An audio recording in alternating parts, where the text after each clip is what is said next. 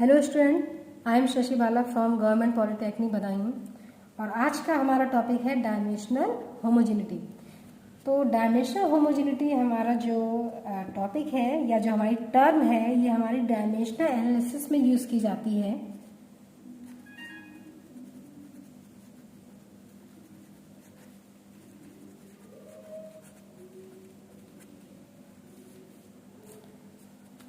तो होमोजेनिटी के बारे में समझने से पहले जो हमारा प्रीवियस वीडियो लेक्चर है जिसमें मैंने आपको डायमेंशन एनालिसिस के बारे में बताया है और डायमेंशंस के बारे में बताया है, तो सबसे पहले उसे समझिएगा, क्योंकि डायमेंशन एनालिसिस हमारी क्या है उसे समझने के बाद ही हमें डायमेंशन होमोजेनिटी के बारे में अच्छी तरह से समझ में आएगा। तो एक बार मैं रिपीट कर दे रही हूँ कि जो हमारी डायमेंशनल होमोजेनिटी है वो हमारी डायमेंशन एनालिसिस में यूज़ की जाती है। तो हमारी जो डायमेंशन एनालिसिस है वो हमारी क्या होती है, तो सबसे पहले जो हमारी डायमेंशन एनालिसिस है ये हमारी जो फ्लूइड मैकेनिक्स है या फिर जो आपका जहाँ पर भी आपका फ्लूइड फिनोमेना अकर्स होता है वहाँ पर हमारी यूज़ की जाती है। तो डायमेंशन एनालिसिस में क्या होता है, जो हमारा फिजिकल फिनोमेना होता है या जो हमारी डिफरेंट टाइप्स की फिजिकल क्वांटिटीज़ हैं, इन क्वांटिटीज़ को या फिर हम ये कह सकते हैं जो आपके जो वेरिएबल्स यूज़ किए जाते हैं, तो उन डिफरेंट वेरिएबल्स को या फिर डिफरेंट क्वांटिटीज़ को एक साथ कंबाइन करके उसे एक इक्वेशन की टर्म में एक्सप्रेस किया जाता है। तो यहाँ पर जो आपकी क्वांटिटीज़ यूज़ की जाती हैं इक्वेशन को एक्सप्रेस करने के लिए, वो क्वांटिटीज़ आपकी डायमेंशनल भी हो सकती हैं और नॉन डायमेंशनल भी हो सकती हैं। तो डायमेंशनल एनालिसिस में हम डिफरेंट टाइप्स के डायमेंशनल वेरिएबल्स को कंबाइन करके नॉन डायमेंशनल पैरामीटर में फॉर्म करते हैं। तो फर्स्टली हमारा क्या हो गया कि हम डिफरेंट क्वांटिटीज़ को आपस में कंबाइन करके या आपस में रिलेट करके उनके बीच एक रिलेशन को इस्टेब्लिश करते हैं। मीन वो जो आपका रिलेशन इस्टेब्लिश किया जाता है वो एक इक्वेशन की टर्म में इस्टेब्लिश किया जाता है। या फिर हम ये कह सकते हैं कि जो डायमेंशनल वेरिएबल्स यहाँ पर यूज़ किए जाते हैं किसी फिजिकल फिनोमेना में, तो उन फिजिकल फिनोमेना में जो आपके डायमेंशनल वेरिएबल्स हैं उन्हें भी अगर हम आपस में कंबाइन करके आपस में रिलेट करके एक रिलेशन या एक इक्वेशन इस्टेब्लिश करते हैं, किसमें, नॉन डायमेंशनल पैरामीटर में या फिर नॉन डायमेंशनल फॉर्म में अगर उसे कन्वर्ट करते हैं, तो वो चीज़ हमारी किसके अंतर्गत की जाती है, डायमेंशनल एनालिसिस के अंदर। तो मेन जो हमारा बेसिस है डायमेंशनल एनालिसिस का, या जो मेन हम एक की पॉइंट या डेफिनेशन को अगर ध्यान में रखें तो उसके बेस पर जो शॉर्टली हम बात करें डायमेंशनल एनालिसिस की, तो यहाँ पर क्या है कि किसी भी फिजिकल फिनोमेना को हम जो आपकी इसमें यूज होने वाली फिजिकल फिनोमेना में यूज होने वाली जितनी भी आपकी क्वांटिटीज हैं, उन क्वांटिटीज को आपस में कंबाइन करके या रिलेट करके उन्हें एक इक्वेशन की टर्म में कन्वर्ट करना हमारा क्या कहलाता है, डायमेंशनल एनालिसिस। और ये हमारी बहुत सारे या फिर डिफरेंट टाइप्स की जो सेवरल इंजीनियरिंग प्रॉब्लम्स होती हैं, उन प्रॉब्लम्स को सॉल्व करने के लिए हम डायमेंशनल एनालिसिस की स्टडी करते हैं। तो मेन हमारा क्या हो गया डायमेंशनल एनालिसिस में कि आपको क्या करना है, क्वांटिटीज को आपस में रिलेट करना है और एक इक्वेशन में कन्वर्ट करना है। तो ये तो हमारा था डायमेंशनल एनालिसिस। और डायमेंशनल एनालिसिस जो हमारा प्रोसेस है या जो ये हमारी टोटल टर्म यूज की जाती है, ये हमारी डिपेंडेंट होती है डायमेंशनल होमोजेनिटी के प्रिंसिपल पर। तो अब हम बात करेंगे कि आपका जो प्रिंसिपल ऑफ डायमेंशनल होमोजेनिटी है वो हमारा क्या है, क्योंकि जो डायमेंशनल एनालिसिस है वो हमारी डायमेंशनल होमोजेनिटी के प्रिंसिपल पर ही बेस्ड होती है, यानी कि इसी प्रिंसिपल पर आपकी डायमेंशनल एनालिसिस आपकी पूरी तरह से की जाती है। तो जो प्रिंसिपल है वो हमारा क्या है, चलिए इसे स्टार्ट करते हैं।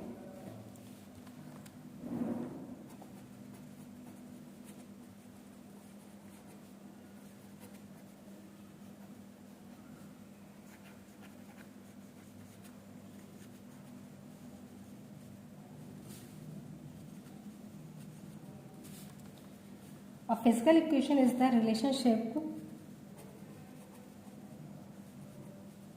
between two or more physical quantities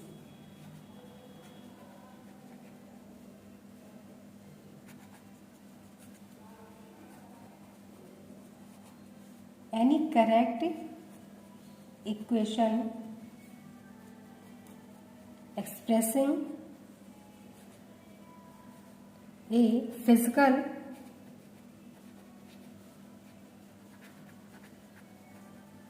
relationship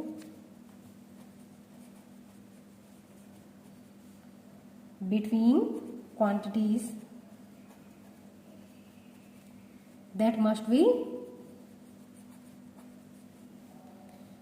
dimensionally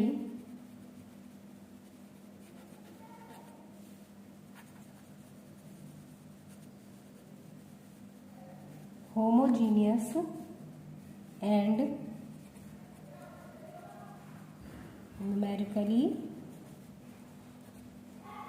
equivalent।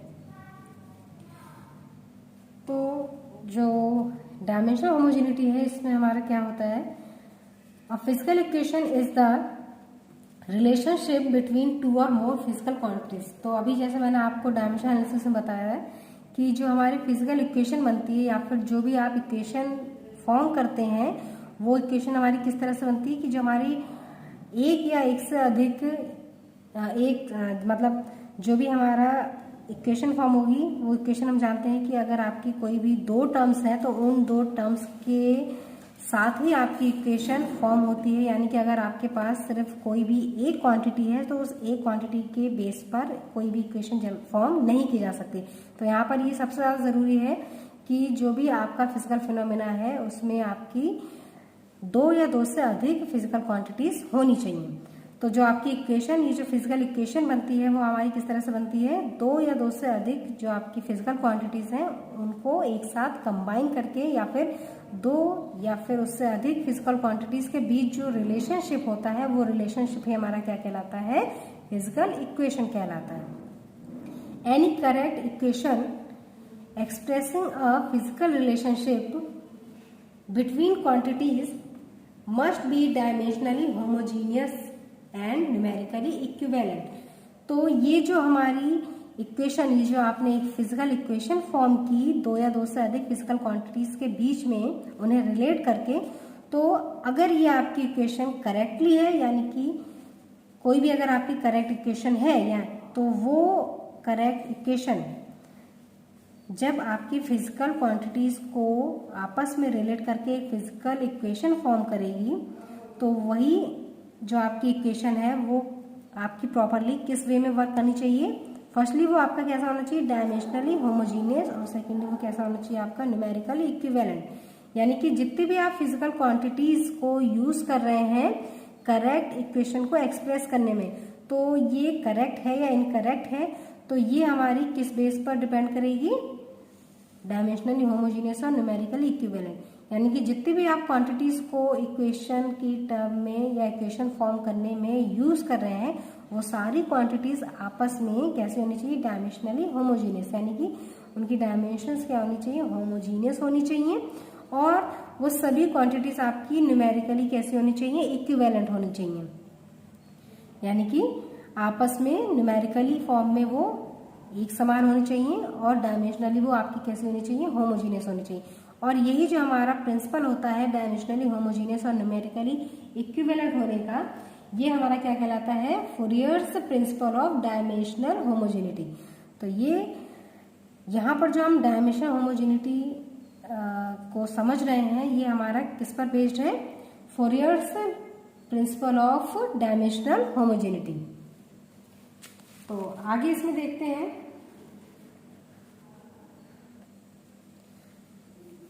dimensional homogeneity state that every terms in an equation when reduced to fundamental dimensions must contain identical power of each dimensions।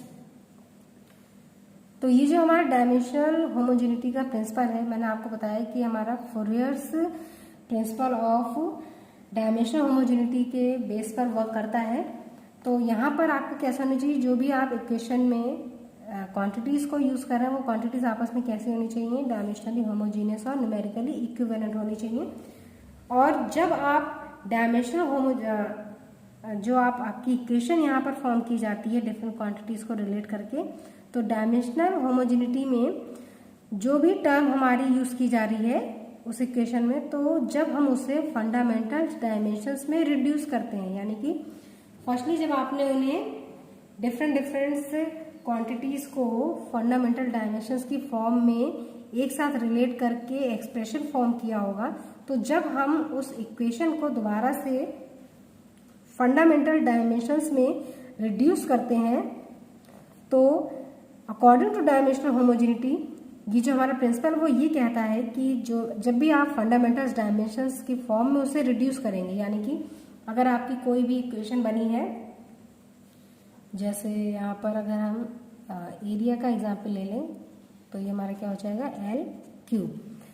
तो जब हम इस area को fundamental quantities में convert करते हैं, यानी कि इस फॉर्म में जो मैंने आपको बताया था लेंथ, मास, लेंथ, टाइम और जो टेम्परेचर है, उस क्वांटिटीज में जब आप इसे रिड्यूस करते हैं, तो इस कंडीशन में fundamental dimensions must contain identical power of each dimension.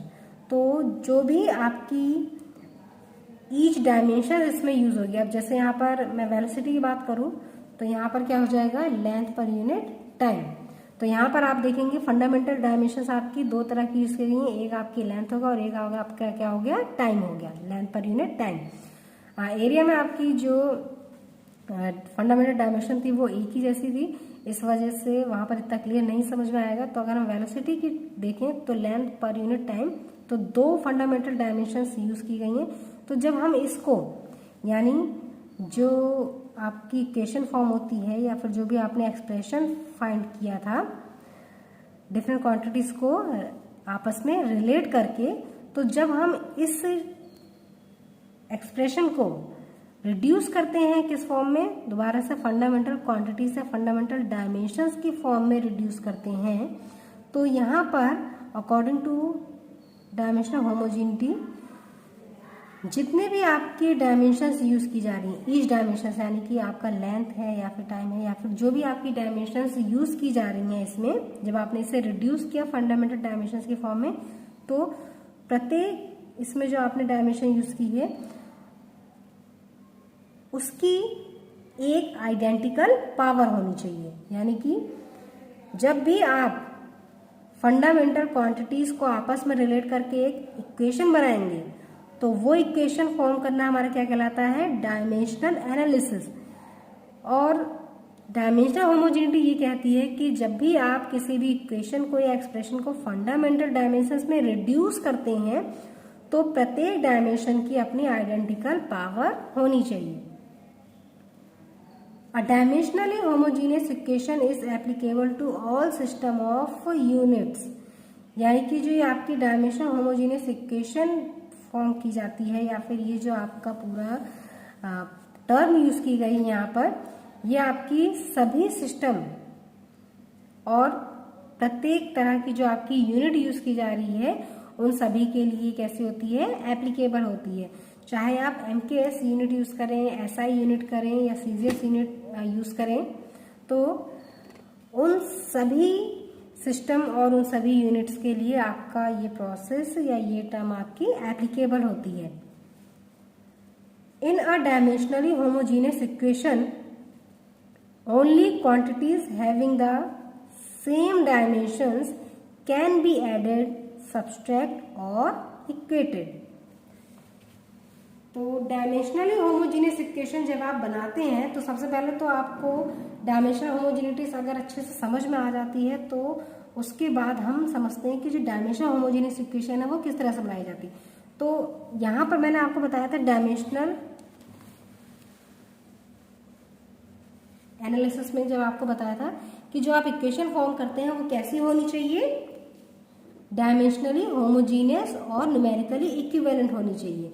और ये जो पूरा आपका प्रिंसिपल है, जो आपकी डायमेंशन एनालिसिस है, वो आपकी डायमेंशनल होमोजेनिटी के प्रिंसिपल पर वर्क करती है। तो फर्स्टली आपकी जो भी इक्वेशन बनेगी वो किस तरह की बनेगी,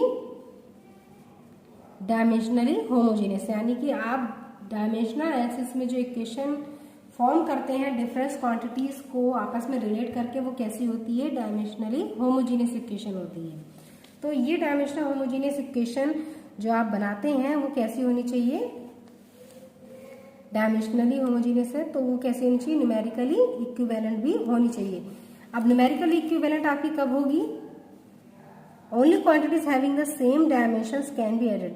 तो डायमेंशनल होमोजीनियस के लिए आपका जो सबसे मेन फैक्टर है वो ये है कि जो भी आप क्वांटिटी यूज कर रहे हैं उनकी डायमेंशंस कैसी होनी चाहिए, सेम होनी चाहिए। अगर सेम डायरेक्शन है, सेम डायमेंशंस यूज आप कर रहे हैं तो ही आप उन्हें ऐड कर सकते हैं और तो ही आप उन्हें सब्सट्रैक्ट कर सकते हैं या फिर इक्वेटेड करते हैं।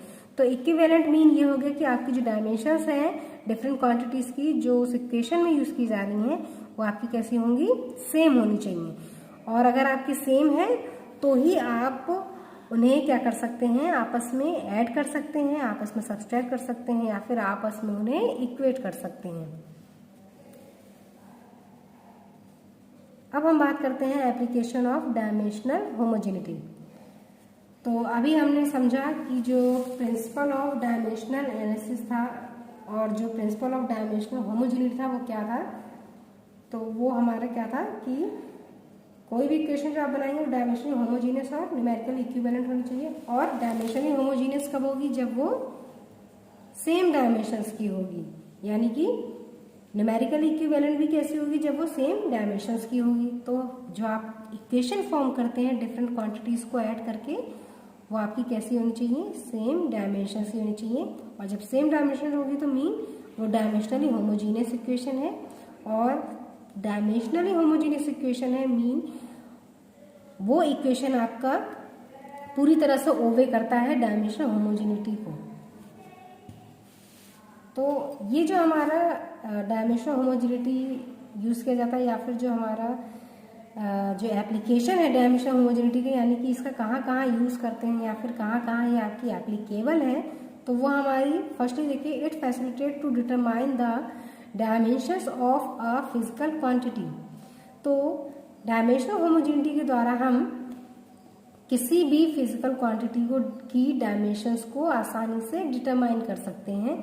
Secondly, it facilitate conversion of units from one system to another system. और डायमेंशनल होमोजेनिटी के द्वारा हम एक यूनिट से अदर यूनिट में कन्वर्जन कर सकते हैं किसी भी सिस्टम का। यानी कि अगर आपकी कोई भी फिजिकल क्वांटिटी है या कोई भी फिजिकल आपका सिस्टम दिया हुआ है तो उसे एक यूनिट से अदर सिस्टम में या अदर यूनिट में कन्वर्ट करने के लिए भी हम डायमेंशनल होमोजेनिटी की हेल्प ले सकते हैं। नेक्स्ट हम आते हैं, जो अभी हम यहाँ पर बात कर रहे थे कि आपकी डायमेंशंस यहाँ पर कौन सी होती हैं, या फिर जो भी हमने डायमेंशन एनालिसिस और जो डायमेंशनल होमोजेनिटी के बारे में हम बात कर रहे थे, तो किस तरह की हमारी क्वांटिटीज होती हैं और हमें किस तरह की क्वांटिटीज में से कन्वर्ट करना होता है और हर क्वांटिटी के लिए कौन कौन से हमारी डायमेंशंस यूज की जाती हैं। तो उसे देखिए, ये मैंने एक चार्ट बना रखा है जिसके थ्रू आसानी से आपको समझ में आ जाएगा। देखिए, अगर आपकी क्वांटिटीज हैं तो हमारी क्वांटिटीज कई तरह की होती हैं, जैसे फंडामेंटल क्वांटिटीज हो गई, geometric, kinematic quantities, dynamic quantities और थर्मोडायनेमिक क्वांटिटीज। तो हमें मेनली फंडामेंटल क्वांटिटीज याद रखनी, क्योंकि यहाँ पर जो इक्वेशन हम ड्राइव करते हैं वो किस फॉर्म में ड्राइव करते हैं, फंडामेंटल क्वांटिटीज की टर्म में।